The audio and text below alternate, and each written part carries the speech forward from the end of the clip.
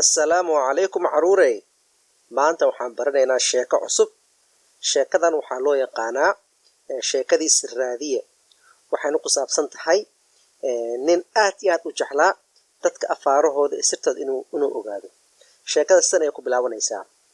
Sirraadiye wuxuu ahaa nin aad u jeclaa inuu ogaado wax walbo oo sankiisa ku taaga oo dhexgeliya. Sirraadiye hadduu awoodi lahaa wuxuu jeclaan lahaa qof walba oo uu la kulmo inuu madaxiisa dhex galo oo uu ogaado wax uu qofkaas ka fikirayo. Albaab xiran hadduu arkana wuxuu jeclaa inuu meel dulaalsan uu raadiyo ama si tartiib ah uu u furo si uu arko dadka ku dhex jira guriga dhexdiisa waxa ay samaynayaan. Sirraadiye wuxuu ahaa sida aad aragtay qof aad u jecel sirta dadka oo isku dayo xal inuu ogaado. Hadduu arko laba qof oo sheekaysanaya wuxuu aad iskugu dayi jiray inuu hoosta ka galo oo uu ogaado waxa ay ka sheekaysanayaan waxa uu yahay. Haddii uu gaari saaran yahay sirraadiye dhagtiis ayuu raaricin jiray qof walba afaarihiisa uu ogaado. Xitaa haddii uu fadhiyo kursiga ugu dambeeya baska ama gaariga oo darawalka iyo qof kale ay sheekaysanayaan, dadka agtiis fadhiya wuxuu ku qaylin jiray naga aamusa asagoo raba in uu maqlo dadka baska meesha ugu horeeya fadhiya waxa ay ka sheekaysanayaan inuu maqlo wax uu yahay. Dhaqankaas foosha xun ayuu sirraadiye aad iyo aad ugu mashquulsanaa. Arrintan waxay u keentay dhibaato aad u weyn sababtoo ah dadkii oo dhan ayaa waxay bilaabeen inay iska ilaaliyaan oo ay dhibsadaan. Sirraadiye ma kula tahay in uu fahmay inay dadka dhibsadeen oo dhaqankiisa iyo sirraadintiisa ay dadka dhibsadeen inuu gartay ma kula tahay?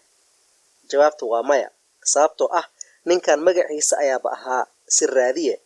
Haddii war uusan maqlin ciriiri ayuu geli jiray, murugo iyo tiiraanyo iyo walwal ayuu dareemi jiray.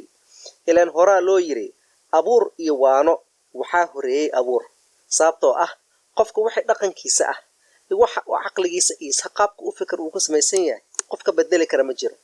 Sirraadiye wuxuu deganaa xaafadda meel gees ah, laakiin subax walbo xaafad dhan ayuu soo wada mari jiray si uu ogaado guri walbo iyo meel walbo waxa ka socda.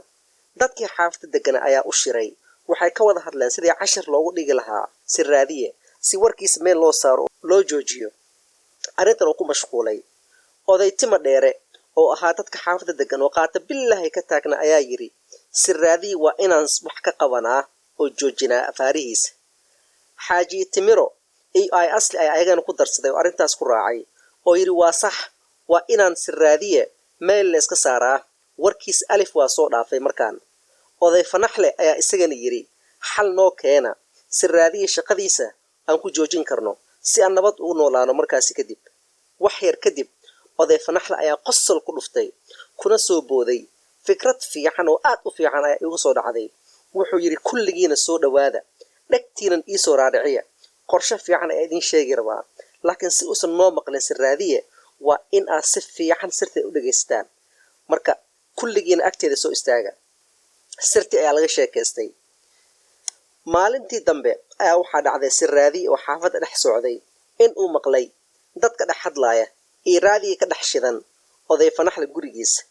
Ilaan Sirraadiye ma joogi karo ilaa uu ka ogaado waxa raadiyaha uu sheegayo iyo dadka guriga dhexdiisa hadal ka soo yaray waxa ay ku sheekaysanayaan. Kadib ayuu guriga u dhaqaaqay oo si tartiib ah ugu socday albaabka si uu u fiiriyo guriga dhexdiisa waxa ka socda. Albaabkii markuu tagay ayaa hal mar waxaa lagu soo daayay hal barmiil oo biyo ah oo albaabka gadaashiisa ku qarsanaa. Sirraadiye biyo ayuu ku dhex dhacay asagoo dhan meeshaas ku qoyay. Ilaan qof uu eedi kara ma lehe, isagaa albaab xiran si tartiib ah kaskiisa u furay maadaama gurigeeda uu islahaa soo jaajuus. Oday Fanaxle ayaa albaabka banaanka u soo baxay wuxuuna ku yiri alla miskiin Sirraadiye waan ka xumahay, aad iyo aad u qowday. Laakiin hoos ayuu ka qoslay wuxuuna u sheegay saaxiibadiisa in qorshahood uu shaqaynayo. Sirraadiye isagoo madluunsan oo murugsan oo dharkiisa biyo ay ka tifqaayaan ayuu gurigiisa u laabtay. Sirraadiye arrintii ku dhacday waxba ma ku baranin. Subaxdii dambe soo socda xaafad ayaa wuxuu arkay oday tima dheere oo dukaankiisa dad ku qoslayaan. Sirraadiye waa ishayn waayay, markaasuu orday si uu u ogaado waxa lagu qoslayo waxa uu yahay. Albaabka dukaanka hortiisa maba iska fiirinin, laakiin meesha waxaa loogu daadiyay saliid ayuu ku taraaraxay oo madaxa ayuu ka dhul bilaabay. Oday tima cad iyo tima dheere iyo saaxiibadiisa oo ku jiray dukaanka dhexdiisa ayaa banaanka usoo orday markaasay yidhaahdeen alla maskiin sirraadiye alla waad dhacday waa ka xunnaay laakiin hoos ayay ku qosleen wayna isku iljabiyeen ileen isagaa isku keenay in meesha hoos uu kusoo dhuunto kadib dhibaatadaas ay soo gaarto dhowr maalin kadib ayaa sirraadiye isagoo xaafadda dhex socda wuxuu maqlay guri dhismo ah oo jugjug ay ka yeerayso kadib ayuu si tartiib ah usoo taataagsaday si uu u arko guriga wax laga dhex samaynayo wax uu yahay meel duleelsan albaabka ayuu isdhahay si tuuganimo ah u fiir ayuu isdhahay kadib ayaa hal mar waxaa kasoo dhex baxay meeshii musmaar weynaantiis aa la yaabaysid oo lagu soo garaacay buruskii ugu weynaa weligiis oo xaafadda aan lagu arkin musmaarka siduu u weynaa hal mar ayuu isha ilaa madaxiisa ka dhex bixi lahaa haddii uusan si deg deg ah gadaal ugu soo ordi lahayn sirraadiye gadaal ayuu u booday si xun ayuu u dhacay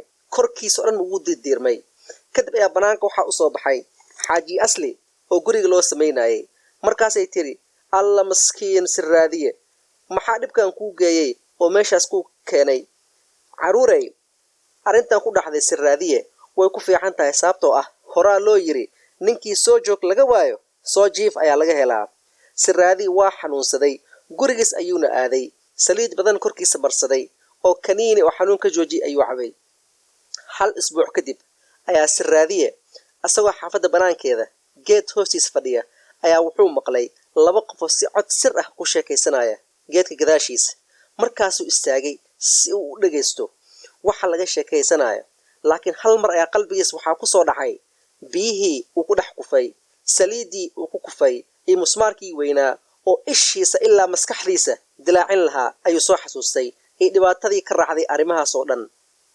markaasuu fariistay oo iska dhaafay in dadkaas afaarood u dhagaysto oo dhagtiisa u uraariciyo dadka geedka gadaashiisa ku dhuumanayay waxay ahaayeen oday timacadde iyo fanaxle oo diyaar la ahaa ul weyn oo ay rabeen madaxa inay kaga dhuftaan haddii dhagtiisa uu soo taago si mar dambe loogu helo nabad markii sirraadiye maalintaas kadib sirraadiye waa laga nabad helay oday timacadde oday tima dheere fanaxle iyo xaaji asle iyo timiro kulligood waxay hal mar ay aad u farxeen in sirraadiye qorshihii loo degay uu hirgalay oo edeb u yeeshay oo laga ammaan helay caruurey sheekadan waxaan ku baranaynaa in dadka sirtooday afaarahooda aan raaraadinin maadaama qof isagaba uusan jeclayn in dadka kale afaarihiisa iyo sirtiisa ay dadka ku mashquulaan ama gurigiisa asagoo ku dhex jira sirtiisa dad inay albaabka si tartiiba usoo furaan ama hadalkiisa dhegaystaan waxaad kaloo ku baran kartaan in dabeecad xun ay tahay in dadka afaarahood oo la raaraaco oo wax qaldan ay tahay caruurey sheekadan halkan ay noogu eg tahay ilaa sheekada dambe aan ku kulmi doono waxaa idinkaga tegayaa assalaamu calaykum waraxmatullaahi wabarakaatu